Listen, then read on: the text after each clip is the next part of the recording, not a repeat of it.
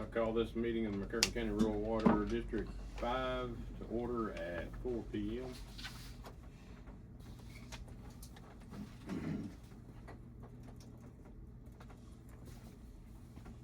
Mr. Secretary, if you could do a roll call. Roll call. So I've got Don, Yes, here. Chuck, He's out. absent. Paul, Here. Tommy, present.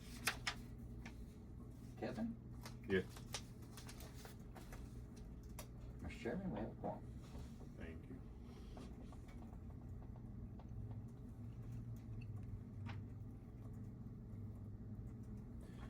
All right, recognition of guests. We have two guests here today, Howard and Brad. Thank you guys for coming.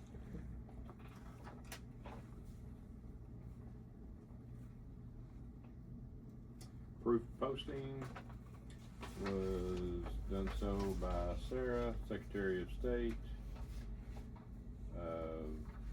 County Clerk, the Curtin County Rural Water 5 website, and the office door, or office window. Is there an email on that, Sarah? I was just gonna attach it with the minutes. The email? Yeah, Kevin's got that. Yes. Okay. Will you attach it to Do the you, minutes?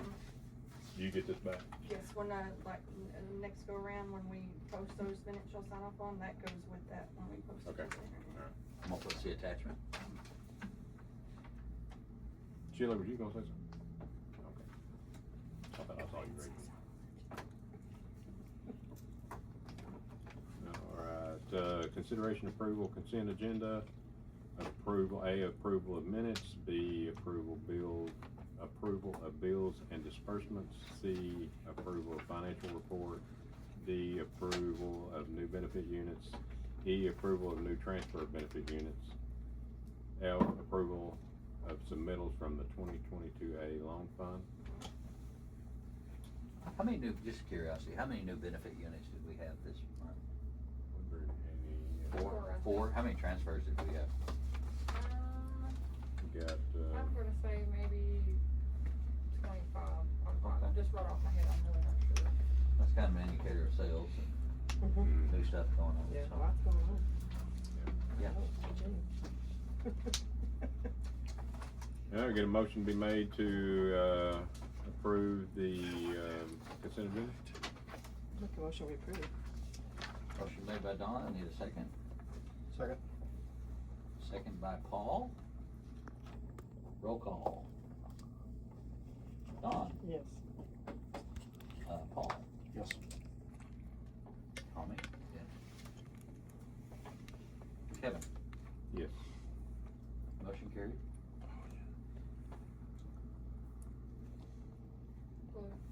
That was 30. 35, okay.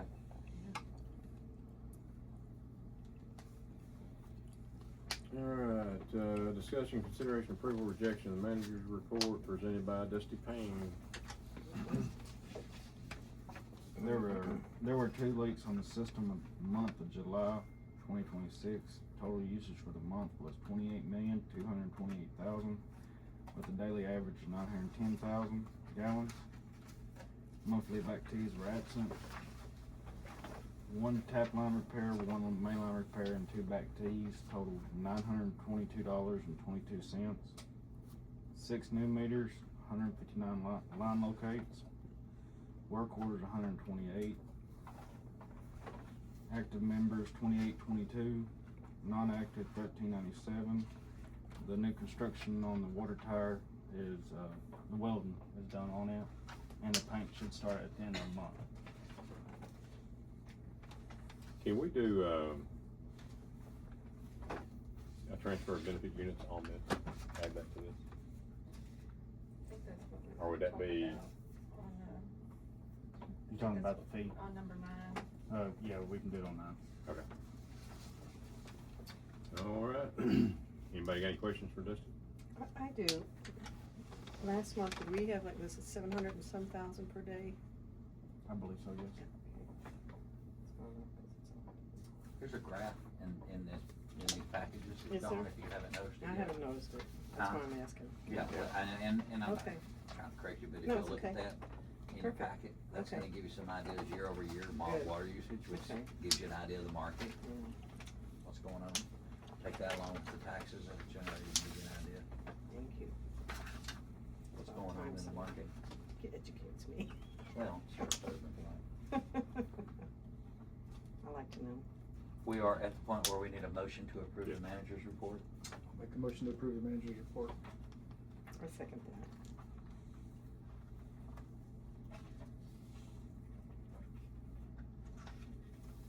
Roll call, Don, Yes.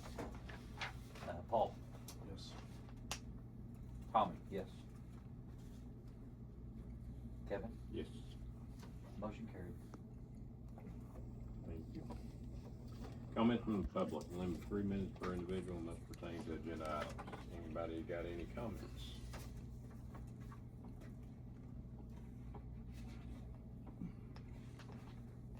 No comments? Recorded as no comments. Alright, moving on to number 8. Be contacting Thomas Idell with Mid-Plains Construction. Are you here for one of the items, Brad? Yes.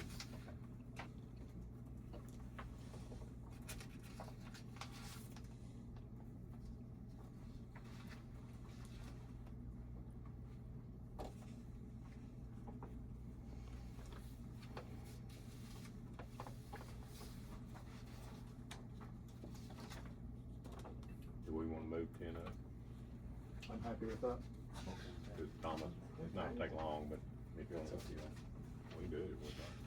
Okay, let's just move to 10. Okay.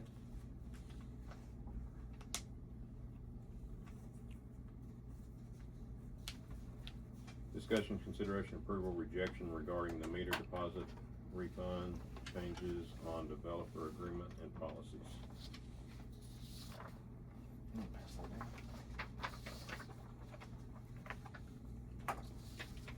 So the old one's on the back.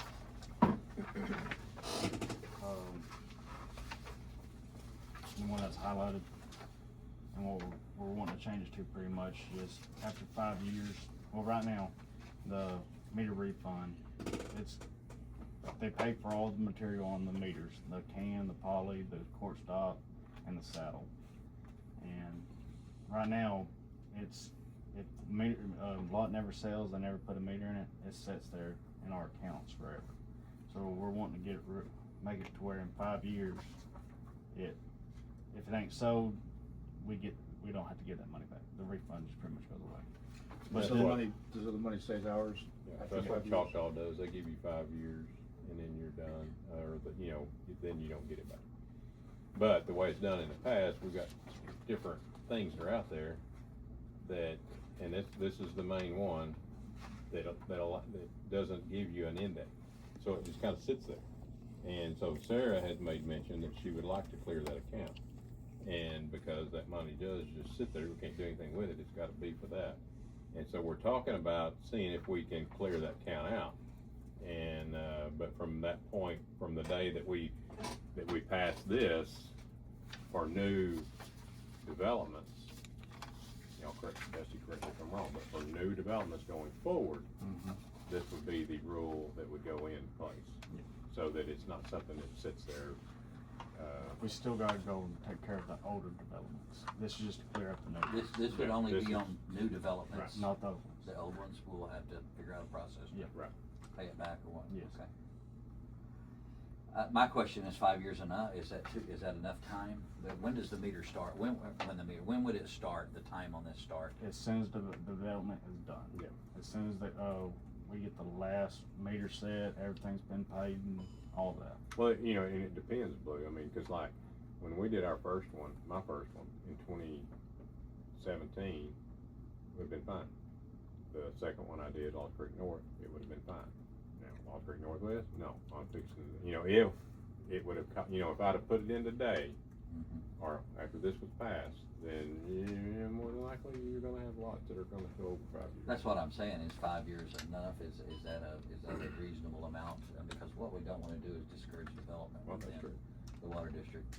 Only thing I had mentioned that is because that's what Choctaw does, but we can Okay. absolutely change it to a time frame. I think that we just need a time frame on it instead of it sitting there running on Yeah. 25 years and we still owe somebody money Yeah, back. I get it. So, I'm good on time frame, and Dusty, you voice your opinion, and Sarah, you have to keep up with it, so y'all voice your opinion on this time frame. We- She's got her hand We up. just don't want it there for 20 years. Right. And this falls in the, contract, right? This is not within our bylaws, this is outside of the bylaws. Right, this is the water, This is the I mean, water- the water developer contract. agreement. Okay. I'm okay with that. Do y'all wanna do a different time frame, or is 5 years sufficient? So right now, on the old ones, what's that guy called? The auditor. CPA? Yeah, Yeah, CPA. he said that if you say if it was paid out, it has to be paid out under the meter deposit refund. Now, currently, we don't have that in the budget, so it would have to be a budget. It'd be better to be a budget item. So in other words, you'd wait, 'Cause it'd be it's- best to wait till next year till we clear that. It would be, cause it's not something we had, in our budget to just all at one time, or however it was decided. But later. It those was- monies were not anything that we were needing, it's not like we're spending money or paying out money that's available for us to, to run our business off of. I did ask him what account, would be where cause it's not like a certain account, but I would say it would come from that capital improvement. He said it's not like in a specific account, but it is. Oh, okay, so it is it would be sitting in the capital It is a good improvements. chunk of money Okay. that is sitting there. And earlier this, and I'll just maybe add this in, earlier this week, Sarah and I had, when I was up doing the minutes and stuff, we had talked, and at some point on that capital budget account, getting a good idea of what we have available for capital expenditures. And Sarah and I discussed that, and that may be something we wanna bring up in the future, but. That was one of the reasons I wanted our bank accounts to just be a little bit more consolidated, just to give a quicker look as to what kind of cash we had and what cash was earmarked for, liabilities. And this is not how I'm leaning or anything, where it talks about on this 5th anniversary, do we, if we put something in there that would be, after the 5th with the approval of the board. That way, if it is an economic situation that's stringing out longer, we would have the ability to add a 1-year extension or something of that nature to it, rather than, we could always change the policy since it's a policy. And we're not locked into it hard, but that's kinda where I'm thinking too, is we I'm fine It with may that. take 5 years to get Put stuff 5 done, years on it, and then unless, authorized, a term authorized by the board, a longer term authorized by the board. or we just leave it at that, and like I said, and then the board, we never know what board's gonna be sitting here in 5 years. So, I think this board would be very reasonable about working with a developer if the thing is stalled or, the economics. But you can't always say that that's gonna be the case. So, but I don't have a problem with 5 years on that. Well, it doesn't make me any difference, I'm good with 5 years, and if we need to put a clause or whatever you wanna do. I'm okay with that. I'm okay with that. Okay, with how it's written. Can I ask a question? I'll go. When is the new budget decided? Is it at the first of the year, or is it like the middle of the year somewhere? It's, it'll be at our next, It's at the end of the year, it has to be done before January the 31st, has to be approved. so it will go right after that. That's not very far away relatively. So is there a way that during that time, you could see about zero in that, refund account out, since you're making a new policy? That's what we're looking at doing, Okay. it would be after that. After the budget, Right. you put in there, okay. We've been talking about doing that. Yeah, I know. It's just every time we look at it, we've learned something different. Sure. And we wanna make sure that, You don't have to go back and do something. and it's just money that's sitting there, it's gotta, we can't spend it, it's gotta be Yeah. there. And so, and Sarah just, having to keep up with it, but And to, like what we mentioned, talking to finance lawyer to make sure, you know, how we do it, with how our books are, we Right. do it the right way. Yeah, just wanted to make sure that everything. Yep. So their recommendation then is that we,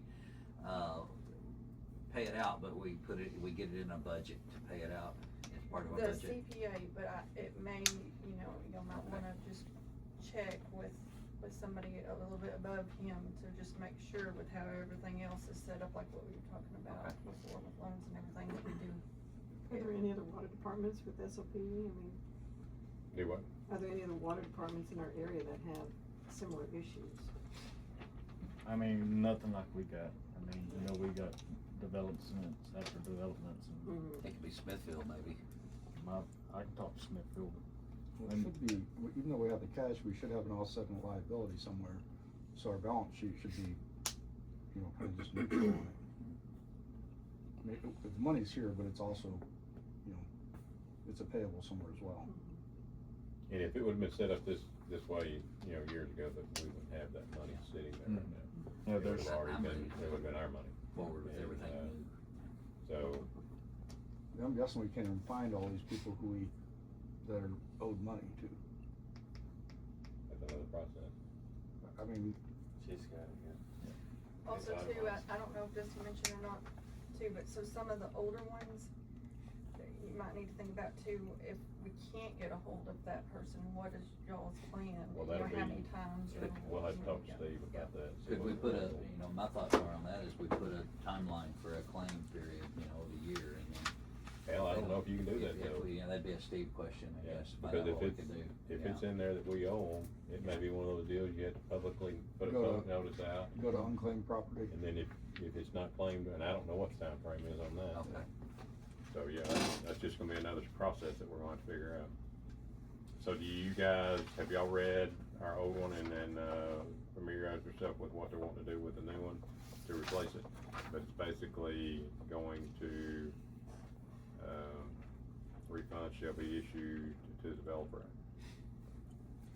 Notwithstanding the foregoing, no refund shall be issued to the developer after the 5th anniversary of the commencement of construction, at which point any remaining deposit funds shall become property of the district. You know, like I say, the only reason that, there is another deal out there that states this, but they're conflicting. And so, in the developer agreement, I believe, am I correct? by generals. You talking about the general? Where it said, was it 5 years on that? Don't pass that time. Dusty, that goes, we talking about that timeline, that goes in as the meters are put in, because right now, a lot of the developments are going in different phases instead of platting it all at once, because the taxes go way, the ad valorem taxes go way up when it's platted. They're platting a certain portion and developing it and then going to another one, but they may be bringing water, well, no, they're not bringing water, they're just bringing a line to it, aren't they? And then they'll bring the water in at a later date. Is that what's happening at a later date? Yeah. So that new contract would be for that, they would start a 5-year period on that portion of that development, Oh. of that phase of that development.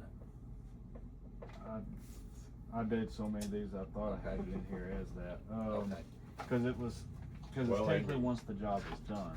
yeah. So if it's half Okay. and half, then we could do Okay. that, I think. Yeah, that's how it was in my The only supervisor thing I would Was it- say on this is that we put is there anything in here that says when that timeline starts? Well, it needs to be. And the No. developer of the deposit, the developer, refund to the developer of the deposit will be made incrementally benefiting, okay? The deposit must be paid to the district before the commencement of any construction.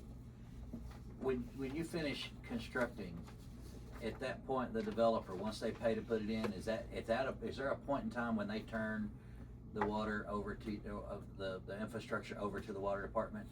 Once the job is complete and y'all approve it. That would be the point right there, once it's turned into Yeah.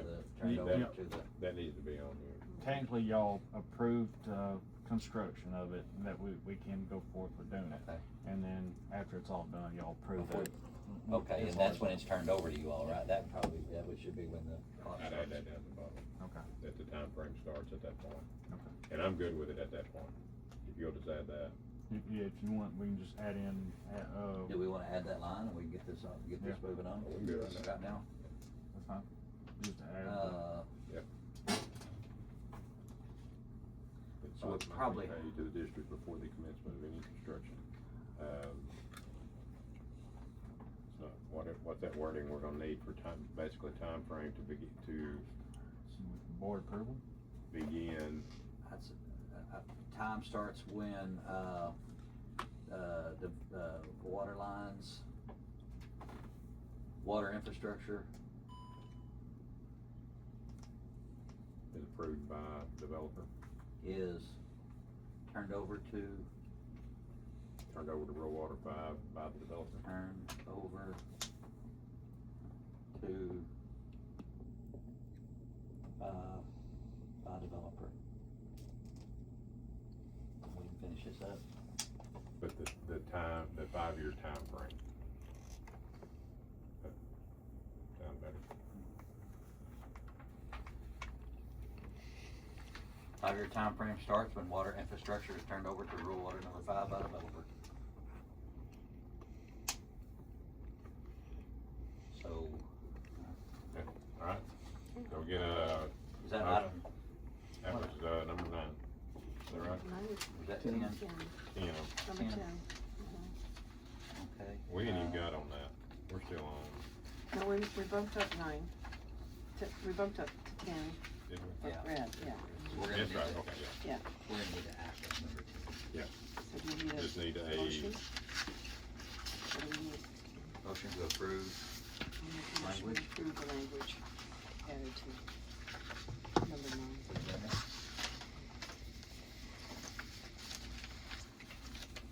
So that language on item 9, I would say, For the developer agreement. as a developer agreement. That's correct, isn't it, Mister? Yep. You wanna move on? Peter? I'm good. I just trying to quit with this here.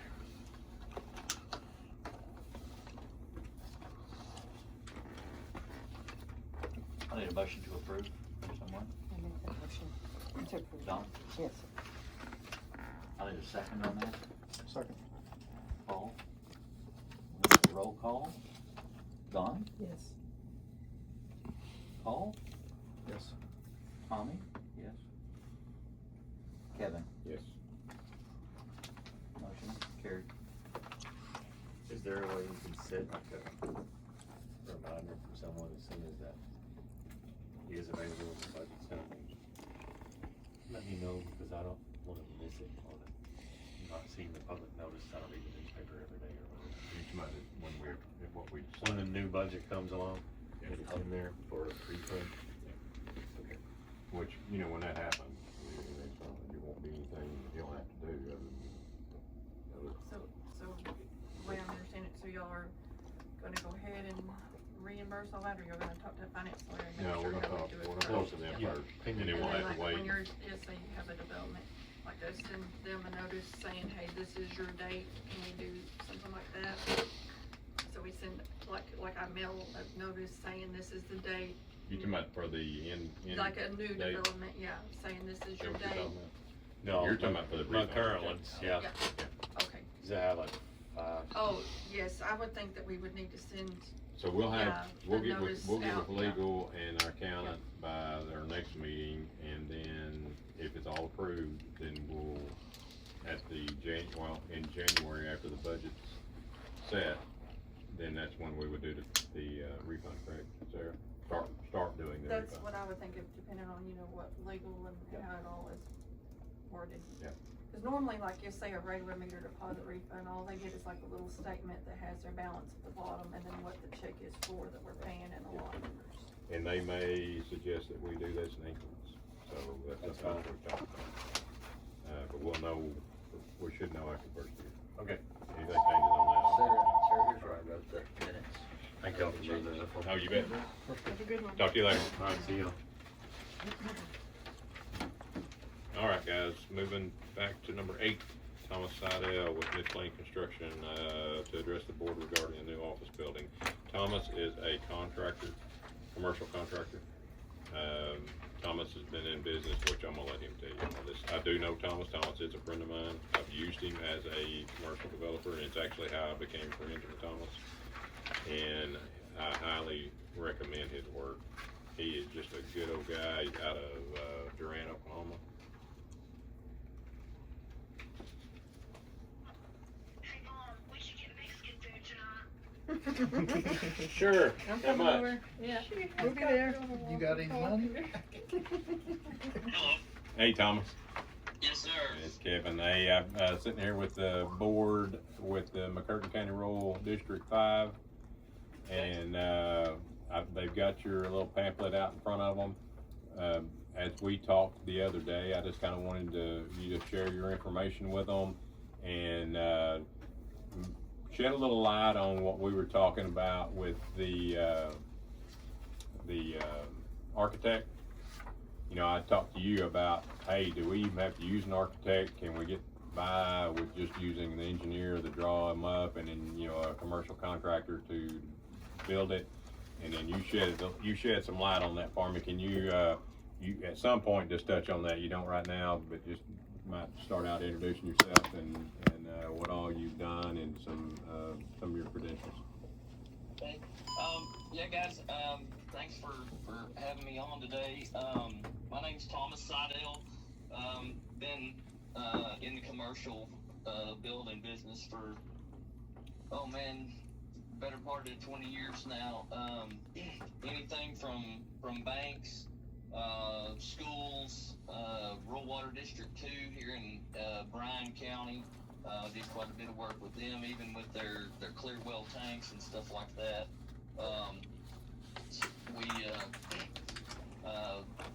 As of late, our main focus has been mostly educational and that sort of thing, and doing a bunch of work for ODOT right now. But always been highly focused in building construction and specifically things in the public sector.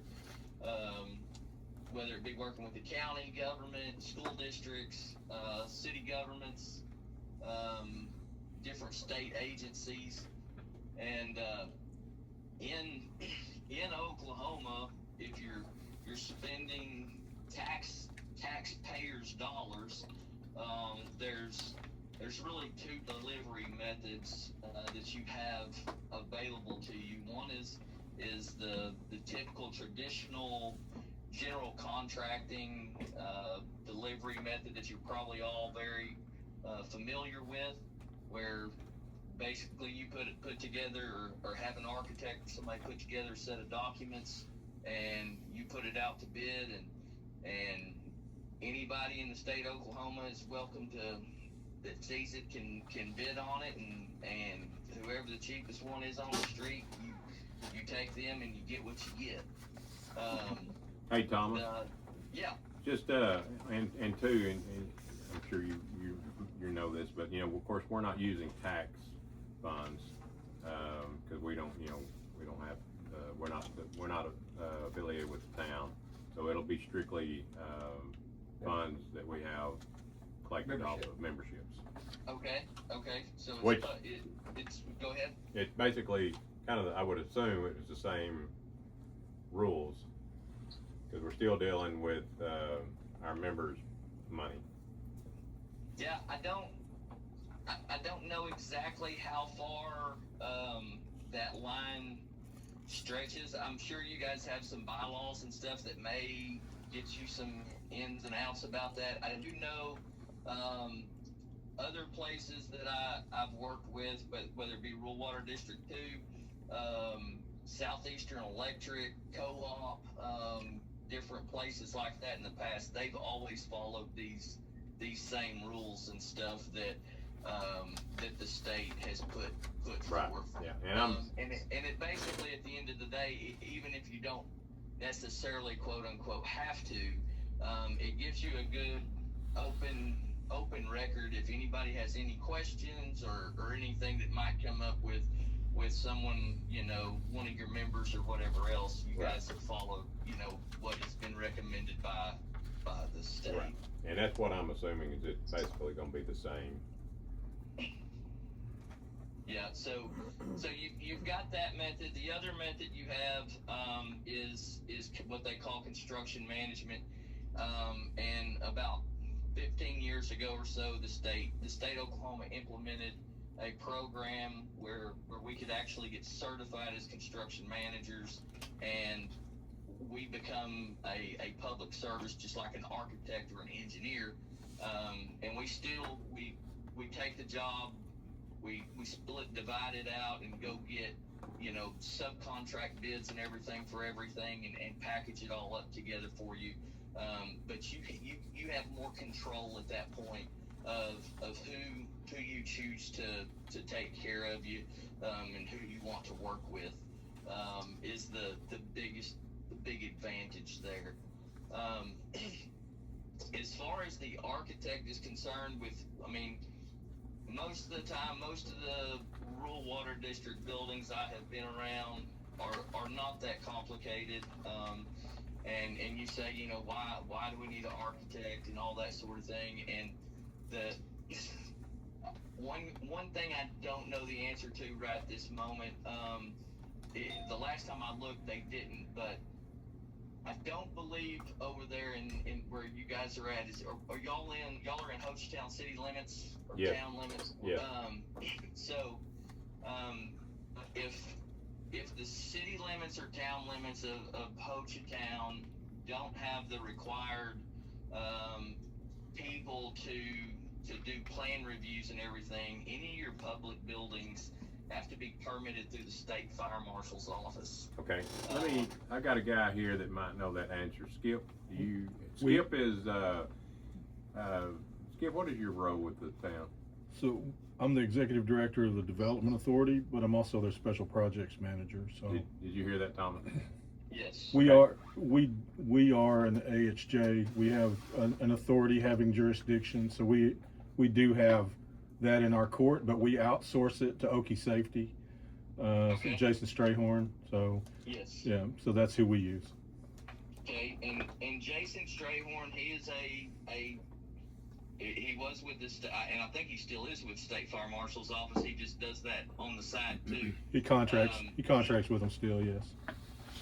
So typically, those guys, if you're, even though your authority has jurisdiction, if y'all are consulting out to someone like that to do your reviews and everything, he's going to be looking at those plans and wanting to see life safety stuff, emergency backup power and egress and fire alarm systems and all that sort of thing.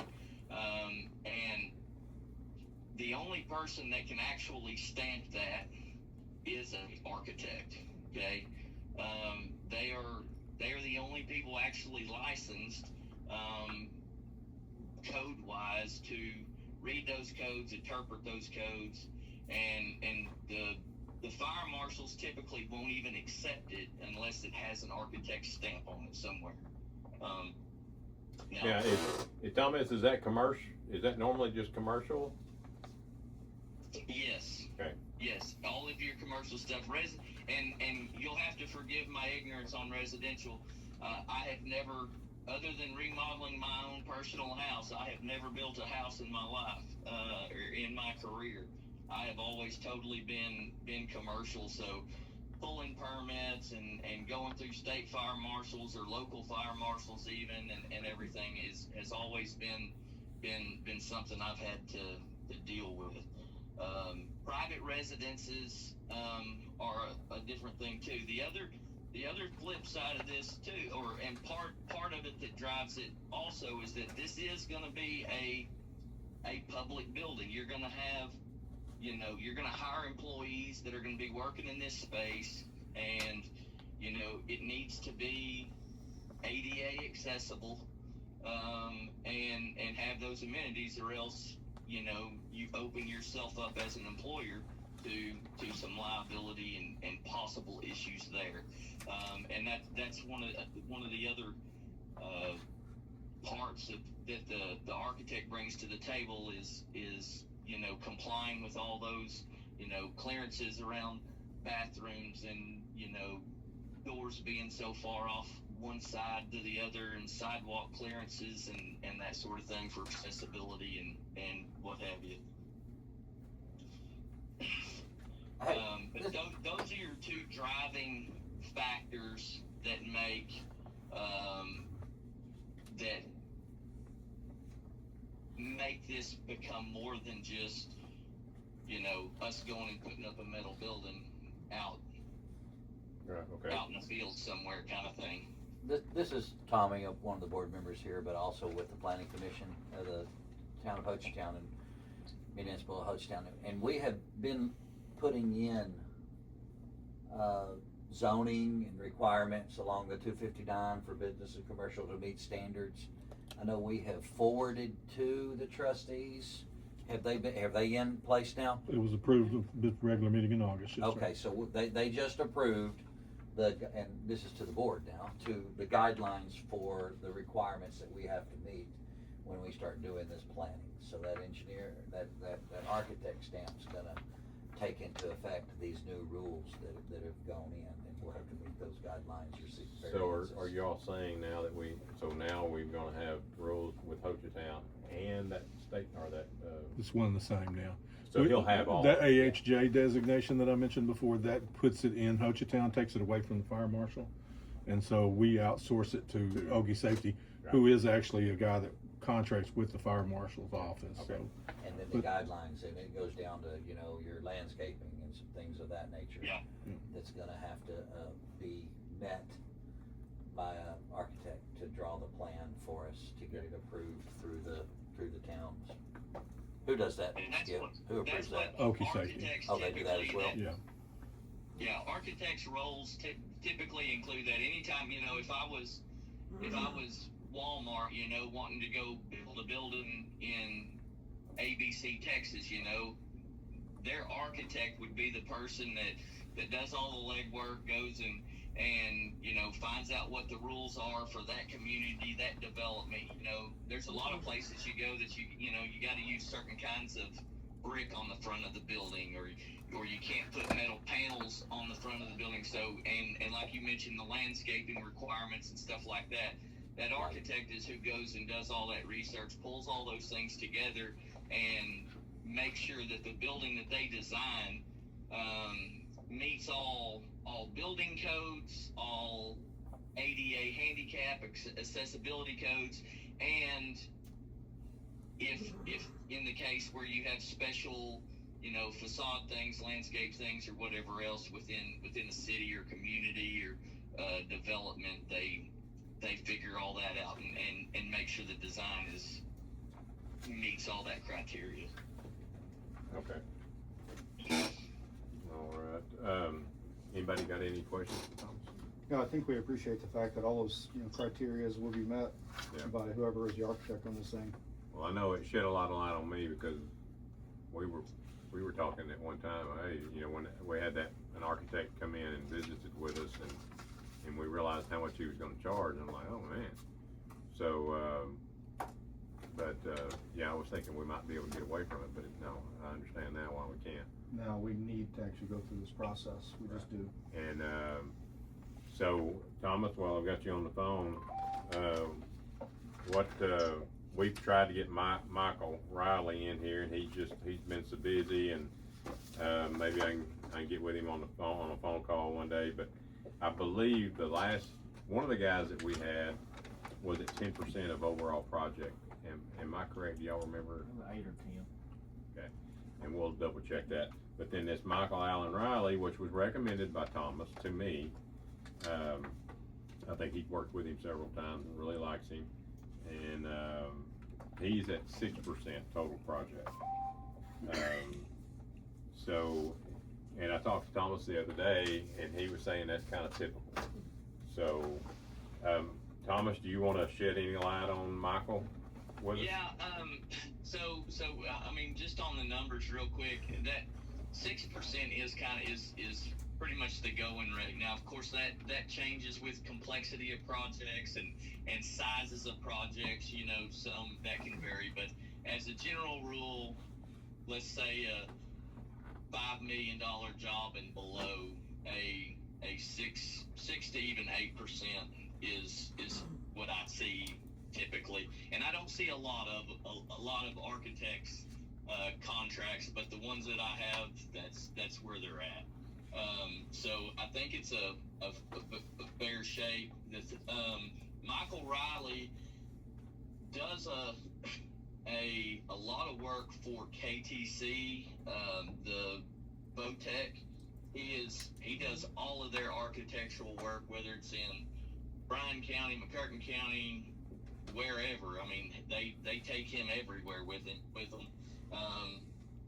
And so that is the big customer of his. And right now with school just getting started, that's probably why he's swamped, because they're trying to get ready to go back to school and everything, and wrap some things up all right at this moment too. A lot of times, sometimes you get these architects. I don't know all of y'all's backgrounds, but you know, some architects are just, you know, it's my way or the highway, and you know, I did this in Mississippi 14 years ago, and by golly, that's how we're going to do it here. And Michael Riley is the opposite of that. He is a very down to earth, very common. You know, he understands that, you know, sometimes it's not necessarily about, you know, this spec that the state put out, you know, 100 years ago, but it's about sitting there and looking around at what we just have locally, you know, available to us. Just like the difference, Kevin, in using some of that white rock, they call it over there, versus ODOT base. You know, you guys know that you can use the white rock and it works well, and I mean, you've got experience with that and everything else.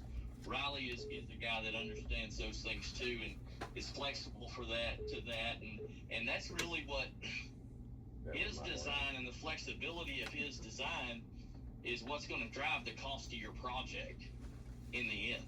You know, because the contractors that are bidding on it, whether it's electrician or whatever, you know, they're going to look at that set of prints, and they're going to base their bids off of that. Period. End of story. And so the more realistic it can be, and more practical that it can be, and the better off that the more cost effective your end product's going to be. And it, you know, there's not ever been, that I know of, a perfect set of plans and specs ever drawn.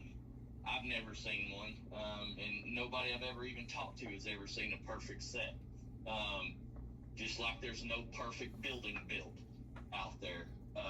But Riley is he's reasonable. You can go out and have a conversation with him and say, hey, we got this and this, and you know, and he comes to the table looking for solutions instead of, you know, just, well, you know, the book says this. Well, sometimes there's other ways to skin the cat than the book, and you know, the book costs you $20,000 and we can do it for $5, kind of thing. So he's got that going for him. His engineers, again, I've probably done 10 different projects with him over the years, and his engineers are all, I mean, they all come with a very practical, day-to-day, you know, how are they going to use it, kind of mentality that's adaptable and feasible to actually build. When you get done with his jobs, you're not saying, well, why the heck did they do that? That just doesn't even make sense, you know. You don't know how many buildings we walk away from, and people will ask that question about something or another, and that's really not what we see with his stuff. Very, very level, you know, to the point, you know, and you know, you need something that's going to last. You need something that's going to get the job done and be what you can work for and suit your needs. But you know, you guys don't need crystal chandeliers in, you know, a water office. You know, sometimes you can buy a 2-before drop-in light fixture for $100. You can also buy some that are $1,000, and they look identical to one another. Yeah. And you know, those types of decisions and choices, is where Riley brings, you know, he's done the research, he's done the market work to say, okay, yeah, this one's 10 times as much, you know, but it only lasts, you know, 1 year longer than the other one. Heck, we can replace the cheap one 5 times for what this one's going to cost us, you know, and he brings that to the table, and that really helps everybody get stuff, and it's stuff that, you know, he's designing in mind with. I mean, you guys are in McCurtain County. There's not much out there, you know. Y'all don't have a lock supply at every corner, or a place where, you know, you can pick up HVAC parts and everything. You need, you know, simple things that are easily accessible, and usable for out there, where you don't have to sit there and rely on, you know, some of these HVAC units and stuff anymore. You know, even the local techs can't work on them. You're sitting there waiting for weeks for somebody from Oklahoma City to come down, because they're the only ones with the computer software to be able to look it up, you know. And again, that Riley sheds away from that stuff and tries to really make it practical for not just building, but even you guys using the building, you know, for the future to come. Okay. All right, that was, I got a call a while ago, and it was Michael Riley actually calling me back. So you might get off the phone. If you got time, you may shoot him a text or call him and tell him you're pitching for him. Hey, I do have one question. We're talking about that 6%, and the other company come back with 10%. I can't remember. I was thinking it was 10. He said it might be 8. I thought it was 6. Correct me if I'm wrong, but You think it was 6? didn't that fee that he had include the construction management portion of it as well? Did it? Okay. And that might have been 10. I think it was like a rate, and then if you want them to manage the construction, there is a rate. Okay, so what they could have done, and what I have seen architects do before, is they may have given you a fee, and I would just have to read how he presented it to know for sure. So don't let me. I can't tell you for sure what that one reads, but I have seen where they will provide a design fee, and let's say it's 6%, and basically all they're going to do is they're going to draw up the drawings, they're going to give you a spec book, and they're going to bring those to you and say, here it is, here's your building, go build it, do whatever you want to do, see you later, I'm gone. They might have called it, probably wouldn't have used the term construction management, probably used the term construction administration is typically what they'll have on there, where they'll actually be part of submittal reviews. They'll come and check on the job, and, you know, make sure that the contractors are, you know, meeting their specs and everything, and you know, they'll also sign off on payments and draws throughout the year. So, or, you know, each month as the contractors, you know, saying, hey, I'm 50% done. Architect goes and visits the site, confirms that, signs off on that sort of thing. That sometimes is considered construction administration, and they may give you a higher fee for that. Michael Riley will do all of those things, and I'll let him speak for himself later, but I'm 99.9% sure all those things are included in his scope of work. Yeah, I'll check at with the him on that. 6%. And you what did you call it? Construction administration or contract. Sometimes they'll use it. They'll say contract administration, and basically they're there just, you know, making sure that it gets built per plans and specs. Yeah. Okay. Which is the same thing at construction. Just so you know that a construction manager is doing the same thing for you. Not when you hire a construction now when you just go to the traditional way and hire a GC, and you're just hiring the cheapest guy you can find out on the street. That guy, he has no relationship with you. He doesn't really, all he cares about is how fast and how cheap can I get out of this job, and how I put as much money as I possibly can in my pocket. He's on the hook for some big, if it's $2 million or whatever happens, that's all he's going to get. So he's going to try to maximize whatever profit there he can.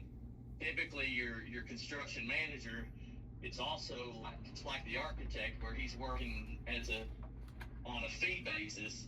Your construction manager would work on a fee basis as well, and that puts him in that in that different mindset where he's out there too, trying to make sure you're getting your money's worth. And if it said, we want 3 widgets, you got 3 widgets instead of 2, or it called for number 12 wire and they just put number 14 in. Well, we're ripping it out and making them change it and doing it right.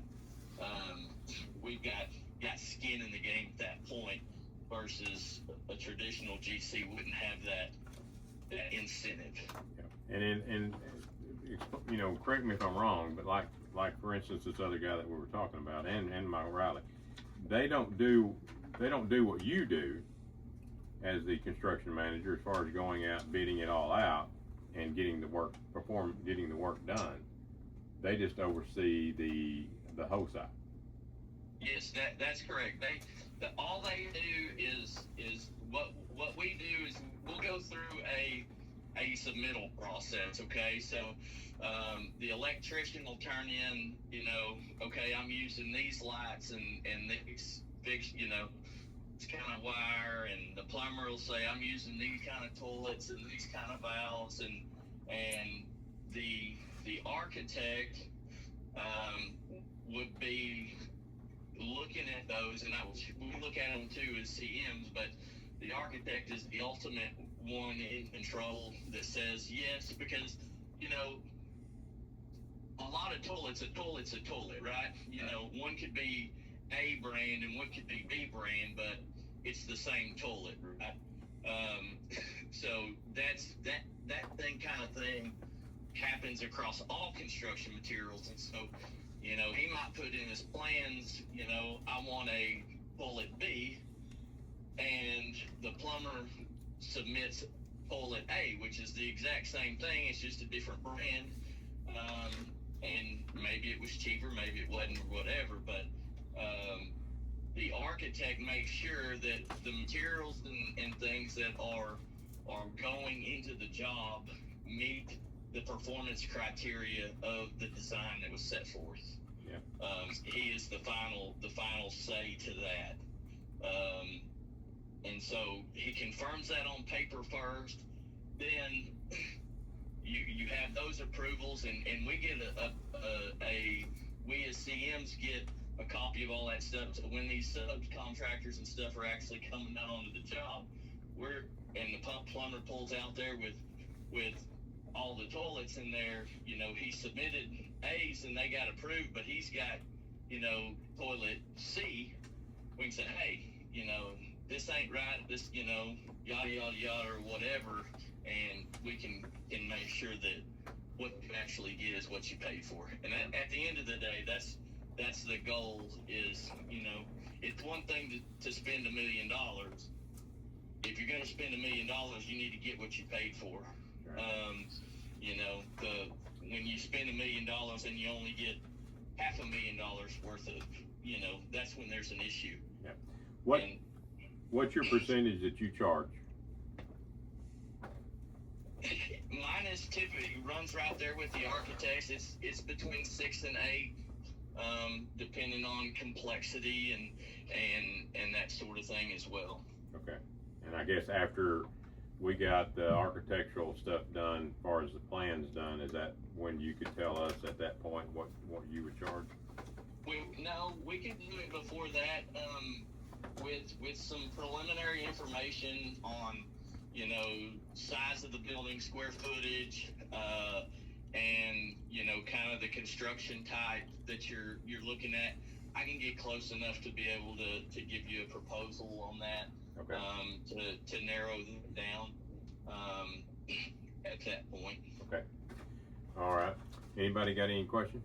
I think we're good for now. I think the last board meeting that you missed, we created a subcommittee for us to manage the rest of this and bring that proposal to this board for direction. Okay. So I think we're good. Okay, yeah, so I think, right now, we just need to decide on our architect, and we'll be, hopefully And moving you forward. really, to get your full, let me throw this one last thing out, to really get your full, money's worth out of your construction manager, you really want him, if that's the way you guys choose to go, you really want him on board when you bring your architect on board, and you want him and that architect working together, because there are insights that we know about the market that the architect doesn't know. There's things he knows about the market and manufacturing and some things that they know that we don't know, and it's that coordination together that really makes it work and turn you out the best product. And we would do like instead of you know, you getting your plans drawn and then just throwing them out on the street and people looking at it for 2 weeks and having to turn in bids, we as a CM, we're doing regular reviews, you know, at 30%, at 60%, at 90%, that to make sure the plans are constructible, to make, hey, what do you really want in here? What do you want in there? And also sitting down with you guys as owners and making sure that you understand what you're getting. And Kevin, when we worked in the past together, you know, you kind of saw some of that, and how we worked through, hey, this isn't really going to work the way he's got it drawn or whatever else kind of thing. And it just saves from having as many changes later that would require change orders and whatnot, and just the overall build of the project. Right. Well, So that makes sense. if you decide to go that way, you know, the sooner you get them together, and then you really create a three-way team between your owner, your architect, and your construction manager are all one team, and everybody's working at the same goal and all have incentive to get you the best product possible at the end of the day versus cutting a corner. Because there's no, at the end of the day, as a CM working off a fee basis, there's no incentive to cut a corner. Yeah. You've already said you're willing to pay for it, or pay for what you've asked for. Makes So sense. making sure you get that is then the top priority. Yeah, okay. All right, well, Thomas, we appreciate your time, and, we'll take it and go from here. Y'all still there? Yeah, I said, I Okay. appreciate your time, and, we'll be letting you know something, and we'll take that information and start moving forward. You there? Okay, sounds good. Well, if y'all have any other questions, let me know. Okay, thanks, Thomas. Bye. Bye.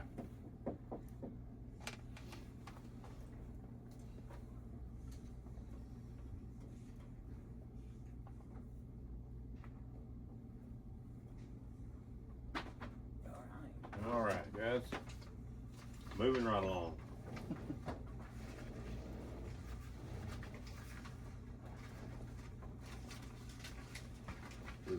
Item number 9.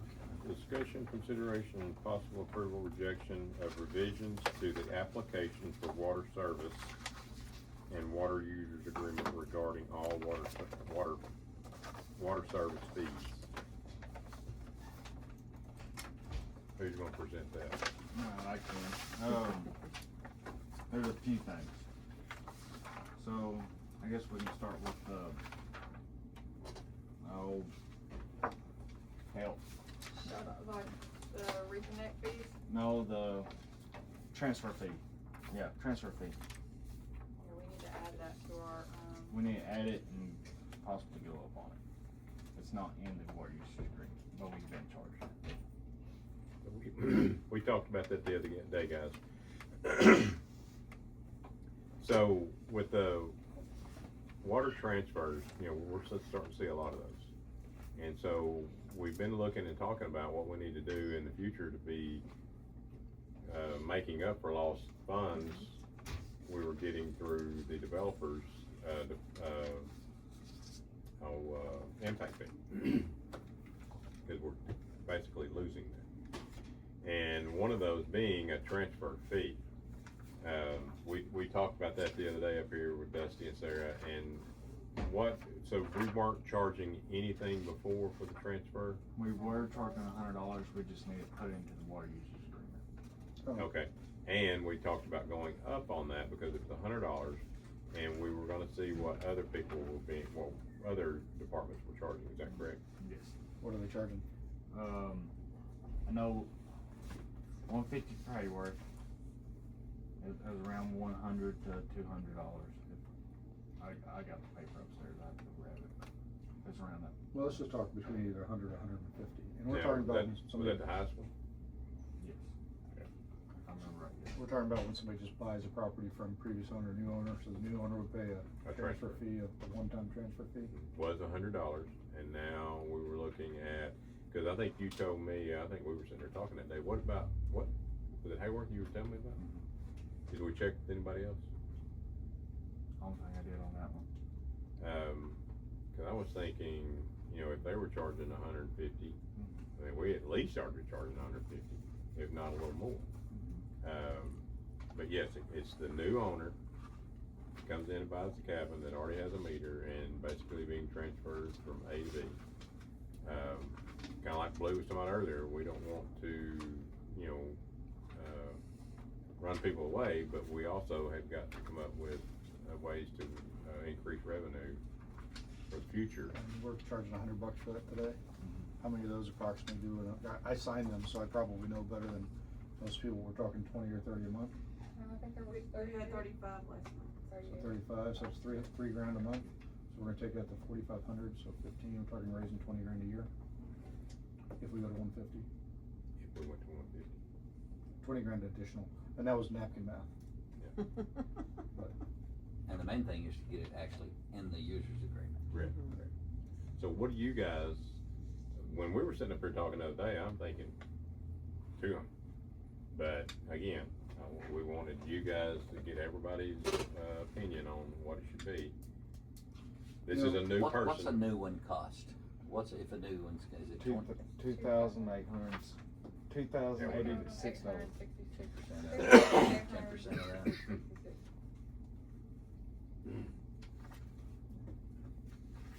And is that something that, we've talked about that too? Is that something that we need to go up on in the future? The 2086, I mean, I say we could. I mean, there's places out there that's charge $3,500 for a 3/4 meter. How are they charging on impact fees on the other side of that equation though? Alright, because that gets built into the lot, so if we're charging more on impact fees, I mean, if we're gonna charge on one side, we need to think about impact fees, do you lower it, I mean, Right, now I agree. there's both sides to look at on that. to move us forward, I'd just be in support of charging 150 or 200, so we could kind of just pick one of those. And it's 2,800 is the meter fee? Is that what you said? 2,086. So if you went 10% of that, it'd be 280. I don't know if we wanna 200. go that much, or do we wanna go 200 and kinda meet in the middle? Look at next year, yeah, 200 now. Is everybody good with 200? Sure. To be fair, they kind of don't have a choice. Like, if they bought the property, I mean, they kind of don't know they're gonna have a $200 expense until after they bought it. It's definitely gonna be a surprise, but Well, again, But they're committed we're now. not here to take advantage or charge people stuff that don't need to be charged. We've gotta make sure that we are sustainable into the future.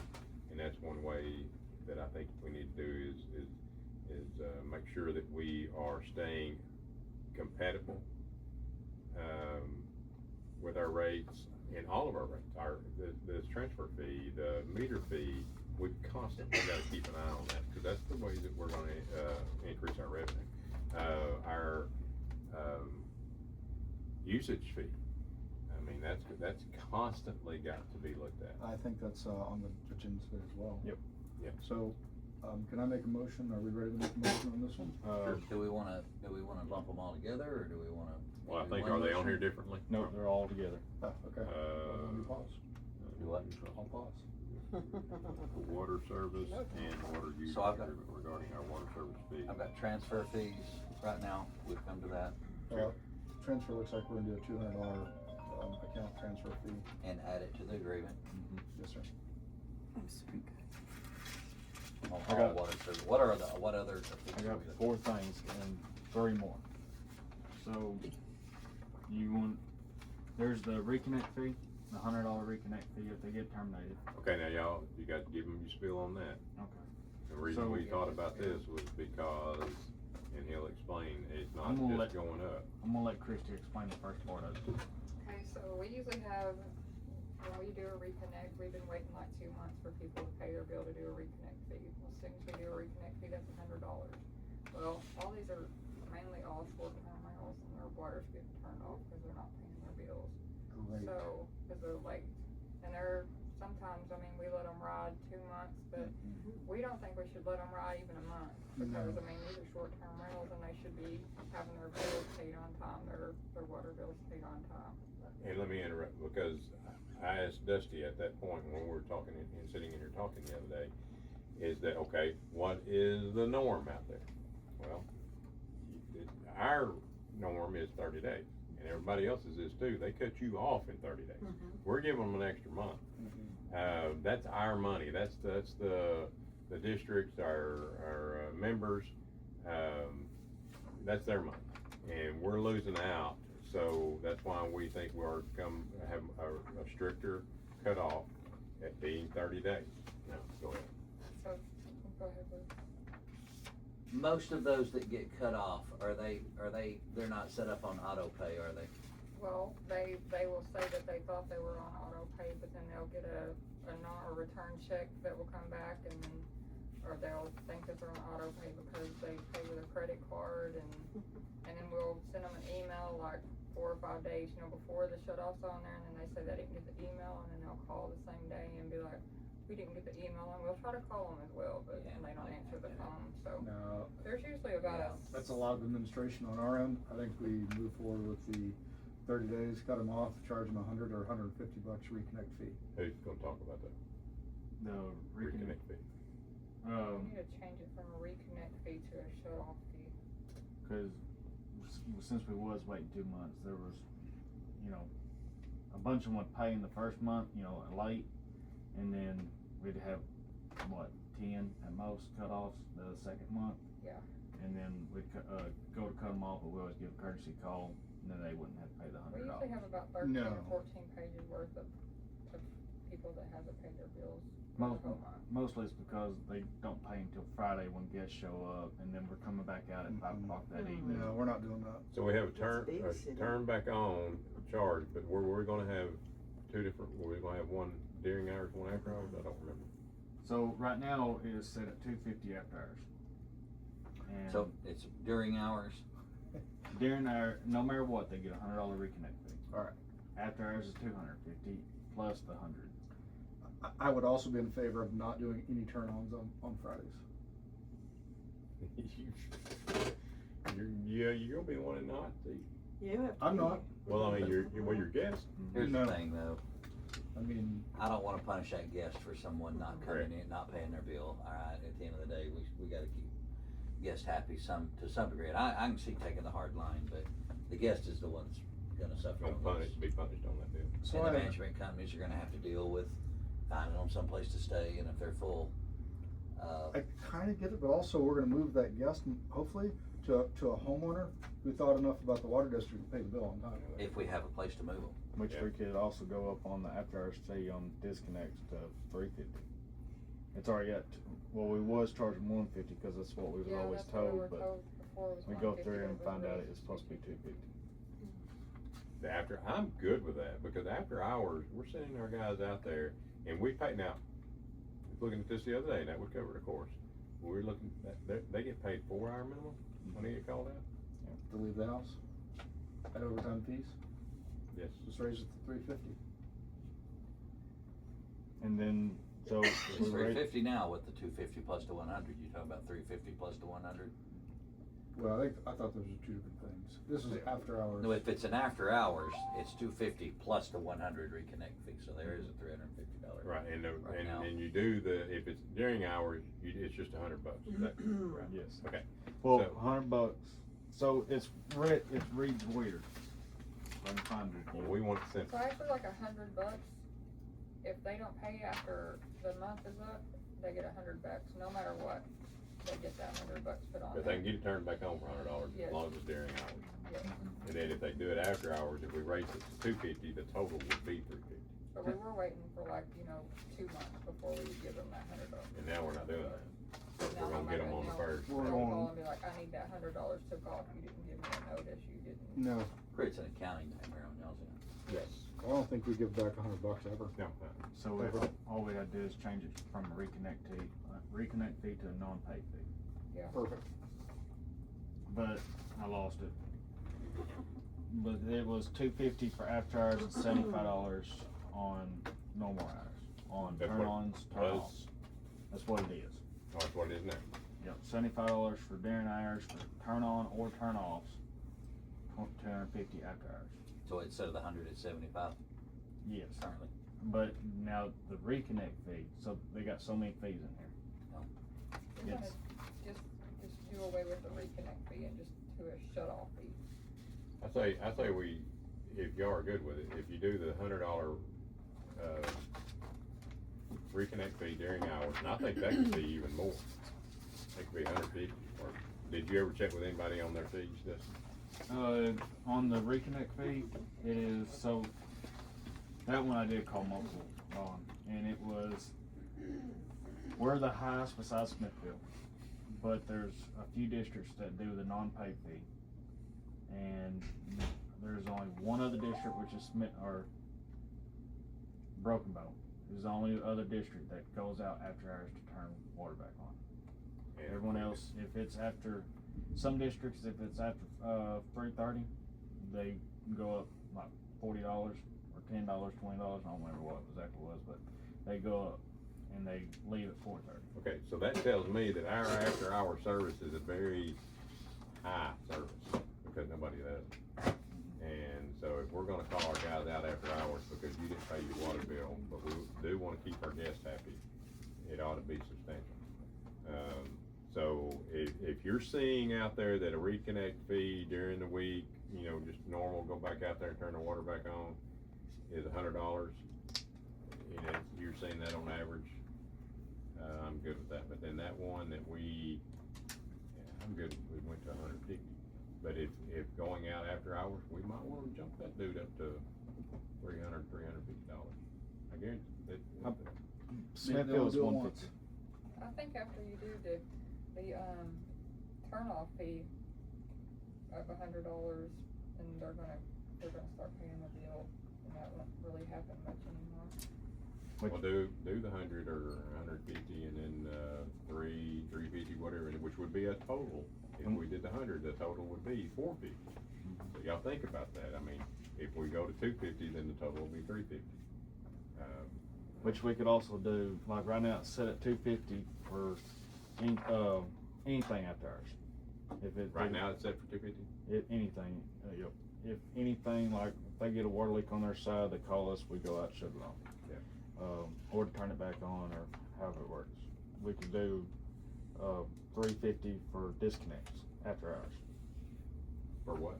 For disconnects, like to go turn them back on and cause they was on disconnect, or after hours. 350, which would be a total of 450. What's everybody else doing? We're already at 250. It's back and forth, and anybody after hours usually don't go out. They wait until the next day. And we don't wanna do that to our guests. I mean, even though somebody chose not to choose it, well, it just puts the guests in a bind. Well, I was just wondering if anybody, I pay my year in advance, so I don't care. I mean, I don't have to remember Are all we that gonna stuff. have any more of these, now that we have any billing software where we're just in this time period of, oops, people are getting used to paying their bills a different way? I don't think so. So the same people that were on auto draft before are now still on auto draft, Yes. and they don't have to do anything at all? No, those that are on auto draft do not, Okay. And I other suggest than if, update their information if their banking information changes. Yeah, if their banking information changes, they have to update that. But they would have to do that anyways in the old Yes. system? Okay. I suggest that we say, we do this, and then we put it in their next bill, that this is what we're gonna do, and give them another 30 days before we start. And just to give them a heads up, look guys, go to auto pay. As of October 1st? We're fixing to start charging. Do we still have the option for people to mail in a check? Okay, why don't we stop that? It's credit card or auto pay only, period. I don't know if you do that, Why not? cause we still got people in Hochtown that probably don't have a credit card or. And some do pay cash, a few do, not many, but a few do. Yeah. I would say probably We're still very around rural. 500, probably still pay with a check. Wow. Mhm. Yeah. How many cash? Not a No, lot, maybe a handful. I mean, it just depends. mostly elderly. Yeah. Alright, so we're at $75 right now to go out and reconnect during the week, or during hours. And to go back out after hours is we're already at 250, correct? I'm gonna let you read that, cause it's, Turn on. $75 at the turn on can be accomplished during business hours, 8 to 5. Right now, gotta keep that in mind. We don't do 8 to 5 on Fridays. Yep. For all other times, the turn on fee is $250. Water service will not be turned on if the service technician, after inspection of the meter and associated connection, is not compliant, blah, blah, blah. Benefit unit owner shall pay an inspection fee, in the event the technician determines that the meter box and associated connection is non-compliant with such rules and regulations, the benefit unit shall pay an inspection fee of $75, because those are the same. In which we're gonna increase that. B, that's a turn on. Turn off, water service will be turned off at the request of the benefit unit owner for a fee of $75 if the turn off can be accomplished during, this is if they have an issue and they need their water turned on. $75 and $250, basically the same thing. They're asking us to go out there and do that, I'm gonna say, emergency turn off, if the district elects to turn off service to a benefit unit owner in the case of an emergency, such as a leak or is detected on the benefit unit owner's side of the meter, the benefit unit owner shall pay an emergency turn off, which is still $75. All of our turn offs are $75. If a benefit unit owner requests inspection, $75. So, with all that being said, we're going out and turning them on, we're turning them off, for $75 right now. And if it's after hours, it's $250.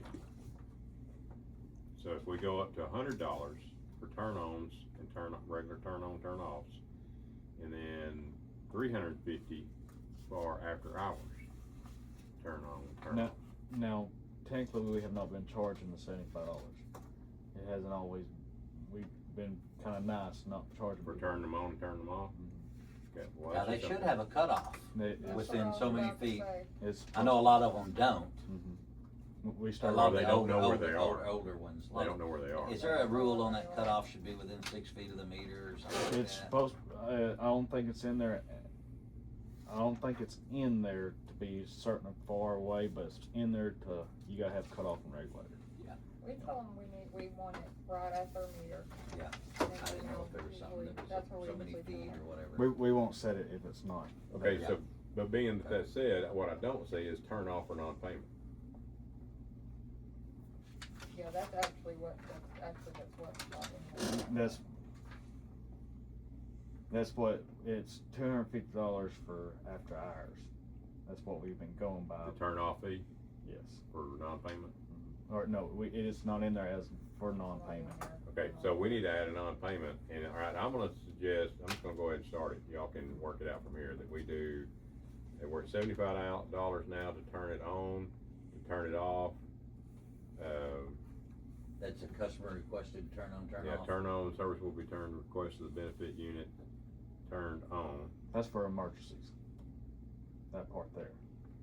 For like Turn emergency on, situations. turn off, emergency and inspection fees, okay.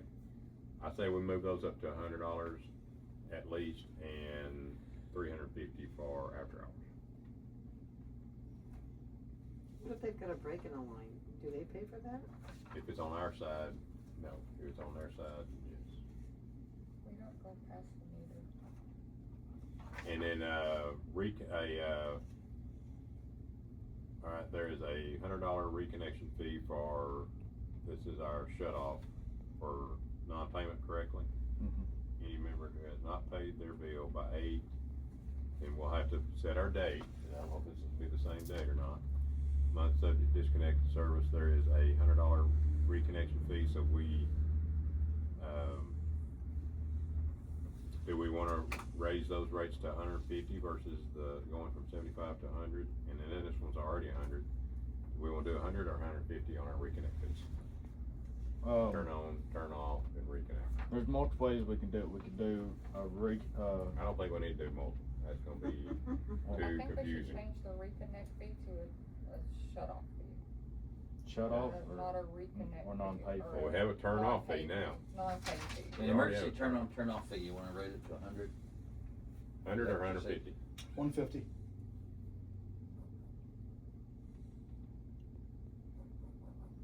And then the after hours emergency on off fee, 350? That's up to y'all. I mean, so we can do 350 on if they got cut off for non-payment, and then leave it at 250 for emergencies. But Still having to go out there. Yep. They're Oh. calling us and versus their plumber to go turn the water on. and there's a lot of people that uses us as their plumber to go find the leak, and Right. we've had them call us and tell us there's water in the floor and find out somebody spilled a drink.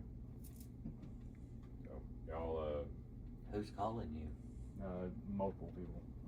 Like that non uh, STR owners that live in another town, or is it? usually it's cabin maintenance people that live in another Yeah. state. Bill 'em. Handyman's gonna bill 'em. So 350. Yeah. 350. I'm good with it for now. We can always modify it. So, So on a disconnect, you didn't pay your bill. We got a disconnect fee too? So right now it's if you're late, 10%. If we disconnect you, it's $100. If you get it Plus the 10%? plus 10%. Okay, And that's 10% on your bill, so it's $37.75. It's 10% of that. $3.07, and then you get a $100 turn off fee, Disconnect fee, yes. and then, Or is it reconnect fee? So it's called a reconnect fee right Okay. now, and it usually as soon as the guys are going out there and turning it off, then they're calling up here and paying it, and they're running right back out there again. okay, guys, my question is how much is it, if I have my water cut off, what does it cost me to get it turned back on? $100. No, you gotta pay your bill, you gotta pay 10% of the bill, plus the $100, and that's it. So, if I understand this right, so it's $100 to turn it off, but are we wanting to charge another $100 or a separate fee to kind of turn it back on? You should, if you turn it off, you gotta go back out there the next day, and turn it back on. And that's my another point. fee. Like, we're making 2 trips, it's a trip charge. The actual is to turn it off. Well, we gotta go back to turn it on, we shouldn't do that in one fee. And these fees over here are, but we're moving those to 100, turn on, turn offs. So if we move that to $100 turn off, $100 turn on, and a total, well, then you got after hours turn off. Well, yep. well, there shouldn't be any after hours turn off. True. So it would be after hour turn on. So you'd have $100 turn off, because of disconnected, I mean, didn't pay their bill. $100 to turn it back on when they pay it. And then, if they pay it, it's after hours, it's $350 to turn it back on. If that's what we choose to set That's a the. lot when your water bill's $60 a month. Yeah. True. I mean, But we also have high dollar techs that we're sending out. Sure. On a job that should not really have taken place. Now, I understand that sometimes this stuff's gonna happen, and I hate to be that way, but we also have to make sure that we're taking care of what we're, making money on what we're doing, not doing it for free. So I'm open to suggestions. I'm just throwing numbers out there. We just gotta get some numbers put down. And we've still got one more thing on this subject as well. Yep. It's kind of just, So if we did 100 for emergency turn on, turn offs, it's 250 now after hours. If we moved that to 100, it's $25. If we go up to $25 and we want to be kind of fair, then do 275 on the after hours. let's go to 300. 300. 250 to 300. It's also just in the effort of moving this thing along. So it's an after hour, emergency turn on, turn off fee. Do I We make you could laugh? table it. Or is this an after Talk about hours it next turn time. off, turn on, turn off fee? Yeah, so it's $100 on emergency turn ons Yeah, and turn offs. uh-huh, It's gonna be $300 for after turn hour, on, turn off emergency after hours. after hours emergency. You might wanna give plumbers' names on the water bill next time. It's turn on and turn off, so it would be $600 to turn it on. So off, advertise. Turn it Yeah, on. $100 to turn it off, $100 to turn it on, Okay, and if it's after hours, then yes. it's six- each current, But, yeah, sure. each trip. Yep. After hours emergency, turn on, turn off, is how much, 300? Yes, Each trip. yes. We're making sense? And so, This is if- emergency, right? You don't want Here's- Doug Bill, so you. Here's the Alright, so thing. my thing is, I think the $300 to go out there for after hours is good, but I think all these people that don't pay their bill every month, they should get a shut off fee, or, a non-pay fee, $100 added onto their bill every month, Okay, and I don't but think this that they will be. is just on emergencies. We're fixing to go Yes. to Okay, shut offs. okay. Emergencies that's. So right now, y'all are changing if anybody calls up here wants their water turned off or turned on, y'all change that to $100. Yes, from 75. No matter if it's just turn on and off, okay. Got that, so 300 for emergency. After hours, same thing. Each trip. Yeah, just wear And your this bulletproof vest. this does not have nothing to do with the disconnects right now, right? No. Besides the $300 disconnect. This emergency, turn on, turn off. Now, you tell me this, Emergencies. alright, so if we're charging somebody, they call us up, give me an example, they call us up and tell us, hey, look, I think I got a water leak, can y'all go turn my water off? It's $300 after hours. It's 6 o'clock on a Saturday afternoon, it's $300. And you go out there and you turn it off. Now, they call a plumber and he comes out, that night and turns it back, fixes it. And then we're gonna charge another $300, that is kinda steep. That we're going right back out there. Can turn it right back, they can turn it back on if he Well, goes if they out got there, a 'cause they cutoff, why do they even need y'all out there, us out there? A lot of them don't know where they're at, and they don't, we Well, that's on technically, them though, I mean, they need to That's know true. where their cutoff is. we also I don't agree. allow them to our cans either.